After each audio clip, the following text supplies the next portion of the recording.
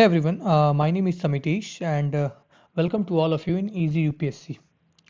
Now today I'm going to start a lecture series on Western political thought, which is a part of political science and international relations, which is an optional paper of civil services examination. Now, before getting into this video, let me clear few points that as you know, we are already in a lecture series related to GS third paper. And now today I'm starting a new one. So don't get confused. I'll be uploading videos related to both series simultaneously. So just be with me and try to listen and try to learn new things day by day. So let's start this video. So in this video, I'll be discussing about introduction of Plato. And in upcoming videos, I'll be discussing about different theories, that means different political theories given by Plato. So Plato born in aristocratic Athenian family. Now, what is the meaning of aristocracy? So, aristocracy is highest class of the society. That means a person or a class involved in rulership of a society. So, Plato born in an aristocratic Athenian family and he spent the time period of Peloponnesian War. That means at the time of birth of Plato, there was war happening in Greek world, and basically the chief antagonists were Athens and Sparta, and also Athens was get defeated by the hands of Sparta. Now, he has been considered as father of political philosophy. Now, as we know, Plato considered himself as the disciple of Socrates, and Socrates has been considered as the father of philosophy. So it was Socrates who introduced Plato with philosophy, and the basic principles, or you can say the basic theories of Socrates was related to the ethics, human ethics. So he was not that interested in politics, and he never correlated these both terms, that means philosophy and politics. And he suggested similarly to Plato that don't correlate or don't merge this philosophy with politics. But over the time, with his personal experience, this Plato correlated these both terms, and after a deep analysis, that is how philosophy play an important role in politics, ultimately he got a conclusion that philosophy and politics both are correlated. And then he gave his theory of political philosophy. That means philosophy plays a very important role in politics of any particular society. And he gave his very famous statement that a philosopher king can make a Athens an ideal state. So that's why he considered as the father of political philosophy, because he was the first person who started this political philosophy trend. So in entire history of political thought, no thinker evoked such admiration and also criticism as Plato did.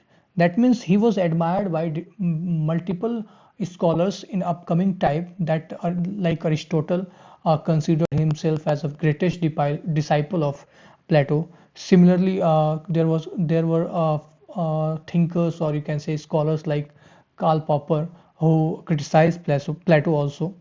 So, in the entire history of political thought, no thinker evoked such admiration and also criticism as Plato did. Now, he also been considered as founder of philosophical idealism. Now, what is the meaning of idealism?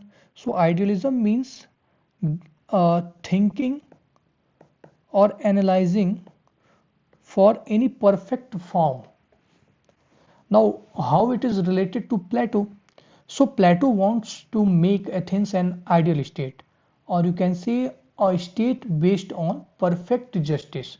That means a perfect form of justice. So this trend of achieving a perfect state or a perfect ideal state of Athens, he become a philosophical idealist, and that's why he has been considered as founder of philosophical idealism, because he started this trend of idealizing something, or you can say following or pursuing idealism in philosophy or in politics. Now, why he gave his political theory? The big question comes here.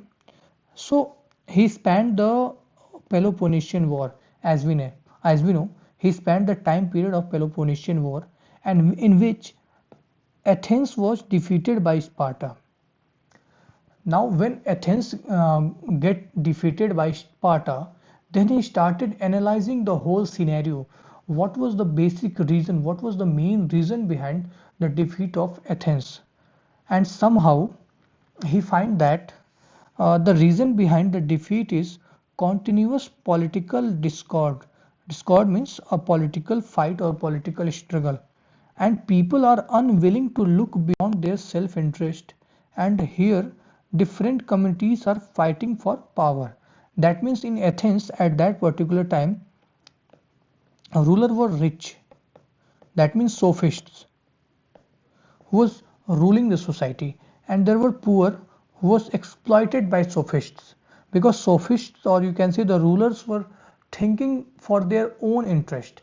And that's why a political struggle started between poor and rich to acquire the political power. So as Plato argues here, that people are unwilling to look beyond their self-interest, and here different communities are fighting for power. Then Plato decided to make Athens an ideal state, and hence he gave his political theory based on philosophical idealism. That means achieving a perfect form of state. That means a perfect state or an ideal state based on perfect justice, perfect form of justice. Now in upcoming videos we will be discussing about this meaning of justice. So let's jump on to another topic. That means what was the main purpose of Plato? Why he gave his whole political theory? Now, he wants to make Athens an ideal state based on principles of justice. Now, this is the big question. Now, what is the meaning of justice according to Plato? Because it's a very subjective term. Everyone has different meaning of justice. Now, what is the meaning of subjective? So, subjective means everything related, or you can say every statement given by a person with his own perspective, or you can say a statement given surrounding the subject. That means, let us suppose I am a person, I have a different meaning of secularism, or there is another person who has different meaning of secularism. So it's a highly subjective matter. So this is the meaning of subjective. And let me give you an example so that you could understand this term subjective very clearly. Subjective and objective. Objective. Now, for me, let us suppose for me, eating meat is highly unethical. So for me, I'm talking about myself. Myself, I'm thinking, I'm talking with my point of view that eating meat is highly unethical. So this is a subjective matter. But there is another person, for him eating meat is ethical. So it's his point of view. It's his subjective point of view. So this is the meaning of subjective. Now, how to make Athens an ideal state? So for becoming Athens a just state, or you can say an ideal state based on principles of justice, it must be ruled by philosophers. Now, as I talked earlier, that he considered that a philosopher can make Athens an ideal state. So how a philosopher can make Athens an ideal state? For that, he gave the theory of justice, about which we will discuss in upcoming videos. Now, how a philosopher can have the real meaning of justice? Now, let us suppose a philosopher considered that if I'll implement justice perfectly in the society, then by this Athens will become an ideal state. Now, for implementing justice in the society, he should have the real meaning of justice. That he should be knowing the real meaning of justice. What is the real justice so that he could implement that justice in the Athens and Athens could become an ideal state. Now for that he gave the theory of idea or form. That means, let us suppose this is a matter, or you can say this is the different opinions of justice. Like I think differently about justice. There are another person who has different meaning of justice. So this is matter, and there is something transcendent to this matter, that is a real idea or form, and this is the real meaning of justice. So we will be discussing about this whole scenario in upcoming videos. Now here I'm introducing about Plato, so I'm talking briefly about Plato. Now, according to Plato, philosophers must rule, yet it is precisely philosophers who have no desire to rule. Like in upcoming lectures, I'm repeating it again and again because it's a very broad topic and it need time to uh, make a good understanding about this particular topic. So as Plato started moving further, like according to his different theories, like theory of justice, theory of idea, theory of education, theory of communism, he get into a point that yeah, it is true that a philosopher will make Athens an ideal state, but over the time, it's also possible that he could become corrupt. He could become corrupt. He started thinking about his own personal state. So let's do one thing. Uh, just make that philosopher, uh, or you can say, just compel that philosopher uh, to leave his desire to rule, and if he don't have any desire to rule, then we will compel him to rule the society, and then he will rule perfectly, because he don't have any desire to rule. So he don't have any desire to acquire power, or if he don't have any desire to acquire power, then he'll never do things in his own favor, or you can say for his own self-interest, or his own personal interest. And for that he gave the theory of education and theory of communism, about which we will discuss. So this is the brief introduction about Plato, as you know. So thank you so much. And one more thing, guys, please make sure to subscribe this channel, because I'm working hard for making these videos.